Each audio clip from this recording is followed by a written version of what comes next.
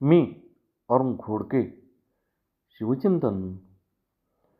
इसवी सन 1684च्या ऑक्टोबरमध्ये मोंगलांनी सिवापूर जिंकले व त्या प्रदेशावरती अब्दुल खान यास ठाणेदार म्हणून नेमले. मराठे यावेळेला मोंगलाशी शिरवळजवळ झगडत होते. कृष्णाजी दादाजी नरसी प्रभू यांच्या नेतृत्वाखाली अनेक चकमकी मुघलांशी उडत होत्या. मराठ्यांनी शिरवळच्या मुघल ठाणेदार बहराम खान याला तंबी दिली. त्याचा काही उपयोग न होता मोंगलांनी शिरवळजवळ ठाणे आपल्या कब्जात ठेवले.